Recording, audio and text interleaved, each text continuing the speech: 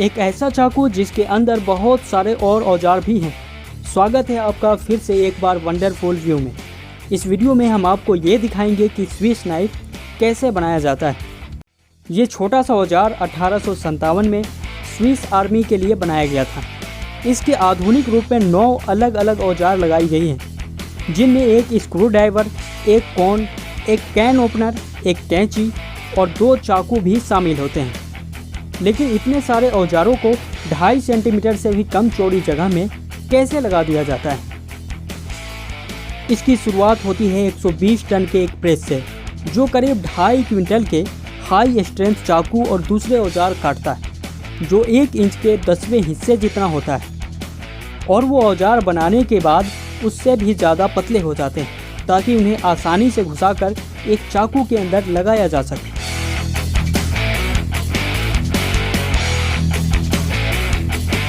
इस बेहद पतले स्टील में कुछ दूसरी चीज़ों को मिलाकर उसे ज़्यादा मजबूत बनाया जाता है। उन चीज़ों में कार्बन और क्रोमियम जैसे तत्व को मिलाए जाते हैं, जिससे विमान के पुर्जों को बनाया जाता है।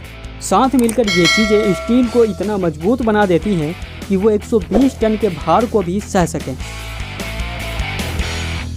फिर स्टील के रोल में मिले कार्बन के साथ एक स्टील डाई इन ब्लेडों को काट देता है। जब काफ़ी मात्रा में ब्लेड्स काट दिए जाते हैं, तब प्रेस में लगी डाई को चाकू में लगाए जाने वाले दूसरे औजारों के लिए तैयार किया जाता है। जब तक दूसरे औजार बनाए जाते हैं, तब तक इन ब्लेडों को एक बड़ी सी वाइब्रेटिंग मशीन में डाल दिया जाता है, जहाँ उन्हें हिलाया जाता है। उसके अंदर सिरामिक के गीले टुकड़े होते हैं, जो स्टील के किनारों को चिकना बनाते हैं। जब ये तैयार हो जाते हैं, तब एक मैग्नेटिक कन्वेयर बेल्ट पर ब्लेडों को सिरामिक के टुकड़ों के बीच से बाहर खींच लिया जाता है। जब ये ब्लेड आकार ले लेते हैं, तब स्टील को एक बार फिर से मजबूती दी जाती है। इसके लिए इन ब्लेडों को करीब 1000 डिग्री तापमान पर 20 मिनट के लिए तपाया जाता है। वो गर्मी स्टील के अणुओं को फिर से व्यवस्थित कर देती है, जिससे वो ब्लेड मुड़ते या टूटते नहीं। और अब जब उसके ऊपर धार बनाई जाती है, तो वो जल्दी खराब भी नहीं होते।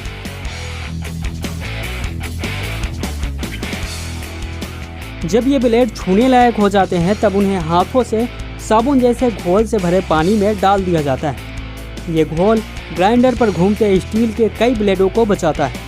ये ब्लेड घूमते हुए ग्राइंडिंग स्टोन के बीच से गुजरते हैं, जिनमें एक ऊपर होता है और दूसरा नीचे, और वो स्टील को घिसकर 1 सेंटीमीटर के 400वें इंच के 800वें हिस्से से थोड़ा ज़्यादा मोटा बना देते हैं। अगर ब्लेड उससे ज़्यादा मोटे हुए तो वो किसी तरह से चाकू में फिट नहीं हो पाएंगे। अगर उससे ज़्यादा पतले हुए तो वो ठीक से काट नहीं पाएंगे। जब बात 9 औजारों के एक हैंडी में लगाने की होती है, तब चाकू के साथ दूसरे औजारों की मोटाई अहम होती है। इन्हें एक साथ लगाने के लिए इन औजारों को 4 परतों के बीच बहुत बारीकी से मेटल डिवाइडर के बीच लगाया जाता है। ये लंबाई के हिसाब से बने होते हैं, ताकि सारे औजार इनमें लग जाएं। एक सिरे पर कैप ओपनर, दूसरे सिरे पर बोतल ओपनर और चमड़े में छेद करने के लिए एक तेज धार कांटा, रिमर बीच में। फिर दूसरी परत पर दूसरा मेटल डिवाइडर लगाया जाता है और उसमें एक स्टील का हुक और कैंची लगी होती है। फिर लगाई जाती है आरी। ये चूंकि सबसे बड़ा औजार होता है, इसलिए इसे एक अलग परत में लगाया जाता है। सबसे ऊपर वाली परत में एक सिरे पर चाकू और बीच में कॉक स्क्रू लगाया जाता है, और फिर किनारे पर एक छोटा चाकू। जब ये सारे औजार लगा दिए जाते हैं, तब एक मशीन इनके ऊपर प्लास्टिक का लाल रंग का हैंडल फिट कर देती है। फिर एक कारीगर हाथों से इनमें 2 और औजार लगाता है, एक प्लास्टिक का टूथपिन और एक स्टील का ट्विजर। ये हैंडल में बने छोटे कंपार्टमेंट में लगाए जाते हैं, और फिर इन औजारों की जांच करके देखा जाता है कि ये आसानी से खुल पा रहे हैं या नहीं। और इसके बाद आप इसे खरीदते हैं, तब आप किसी स्विस आर्मी के किसी जवान की तरह कुछ भी काटने, खोलने, तोड़ने या पकड़ने के लिए तैयार हो जाते हैं।